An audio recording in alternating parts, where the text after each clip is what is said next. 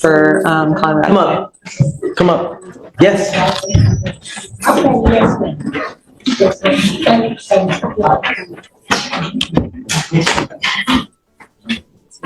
Ms. Turner, I truly appreciate your tenacity. I really do. But the allegations to me are serious. And guys, keep it down, please. And I don't know if I'm ready because I don't want something to happen. It's too soon. It's too fresh. I don't want something bad to happen. But is it possible for us to keep the address restriction and just do no threatening and harassing? That's what I mean. It's the same thing. See, but I did not assault nobody, but I understand guilty to assaulting, but I understand I am not going to take your agreement. It's the same thing. That's what, Because they have no contact at all if we do no threatening and harassing. They can still communicate, but contact. That's the point, is I don't want you to have contact with her. The allegations are serious. You allegedly threatened to choke, you allegedly threatened to kill the family, do it overseas, and it's in a repeated fashion. She said today that wasn't true.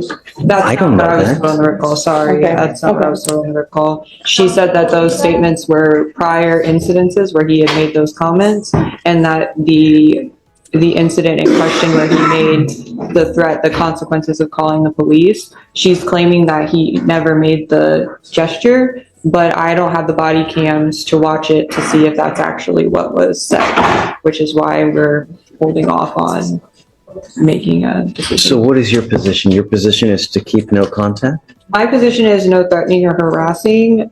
If you are telling me you are not guilty, then we are not going to do it. That is how this works. You are pleading guilty and admitting that you committed a crime. Based off of the complaint, it was very clear that she doesn't want the restrictions.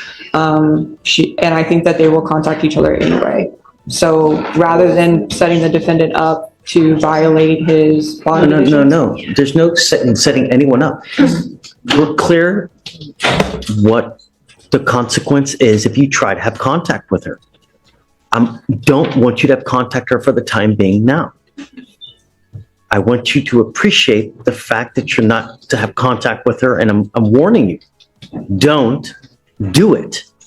There will be severe consequence if you try to have any contact with her, if you try to use anyone to relay any kind of messages. If I deem you a public danger, Mr. Javed, I'm telling you now, I'm going to revoke your bond and I'm going to make it very high. Perhaps in time, yes, but the allegations are there. I find them disturbing and I don't want you to have contact with her. I know that your lawyer has really worked hard for it, so don't blame her. It has nothing to do with her. It's all to do with me. And I'm ordering you now not to have any contact with her. Do you understand? Yes. Don't blame her.